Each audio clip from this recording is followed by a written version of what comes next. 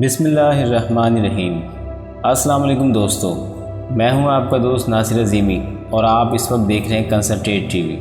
Concentrate T V کا basically مقصد یہی ہے کہ ہم غور و فکر کی طرف مائل ہوں، ہمارا ذہن غور و فکر کی طرف مائل ہو، ہم اللہ تعالیٰ کی اس بنائی ہوئی کائنات میں غور و فکر کرنا اور سوچنا شروع کر دیں۔ اس چینل کا مقصد یہ ہے کہ ہم اپنے دنیاوی، معاشرتی، سماجی معاملات کو، ہر طرح کے معاملات میں اپنی فکر کو ضرور شامل کریں۔ دوستو، آج کی ویڈیو آنے والی دنوں میں نو انسانی کا مستقبل کیا ہوگا اس حوالے سے میں نے بنایا ہے، تو آئیے اس ویڈیو کی طرف چلتے ہیں۔ دوستو، نو انسانی اس وقت کرونا وائرس کے عذاب سے گزر رہی ہے۔ دنیا کے تمام انسان فکر و پریشانی کے عالم میں اس وقت زندگی گزار رہے ہیں۔ معاشی، معاشرتی، سماجی، اقتصادی، غرض کی زندگی کا ہر شعبہ اس وقت بہت متاثر ہو چکا ہے۔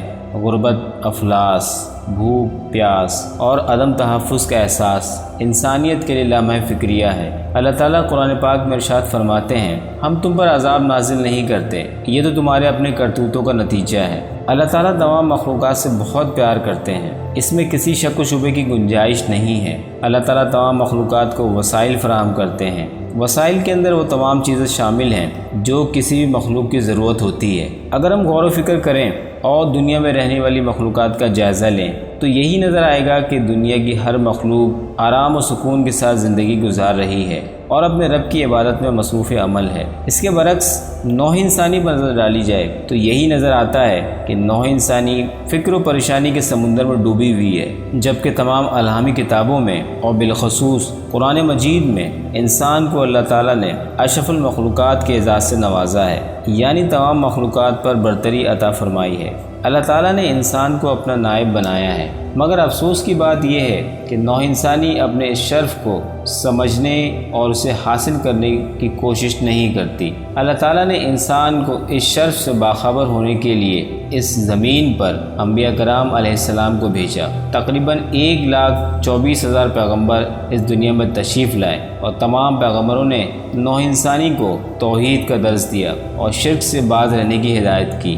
تاریخ کا اگر مطالعہ کیا جائے تو یہی نظر آتا ہے کہ جب تک نوح انسانی نے پیغمبروں کی تعلیمات پر عمل کیا، سکون اور اطمینان ان پر غالب رہا، لیکن جیسے ہی انہوں نے ان تعلیمات سے انحراف کیا، مصیبتوں اور پریشانیوں میں الجھ کر رہ گئے اور تباہ و برباد ہو گئے۔ کسی قوم پر پتھروں کا عذاب آیا، کسی پر کڑک آواز بھیج دی گئی، کوئی قوم سیلاب و طوفان کے عذاب میں ڈوب کر ختم ہو گئی۔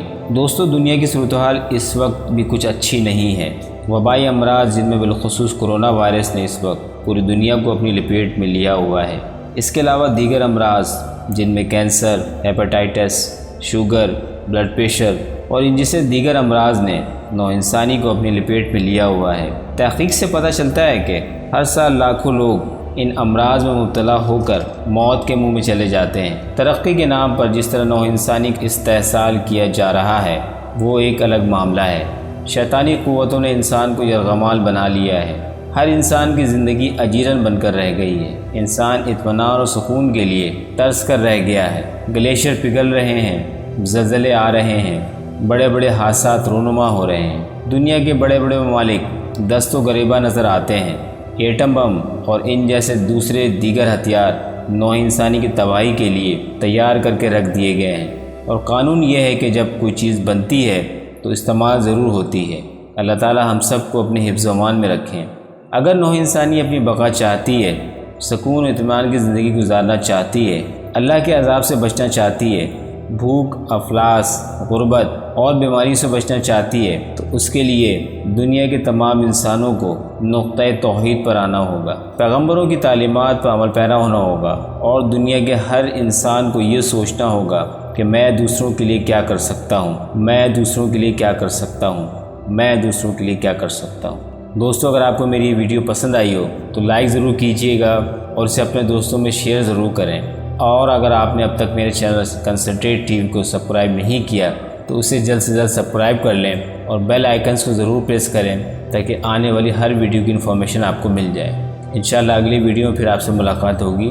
اس وقت تک کے لیے اللہ حافظ۔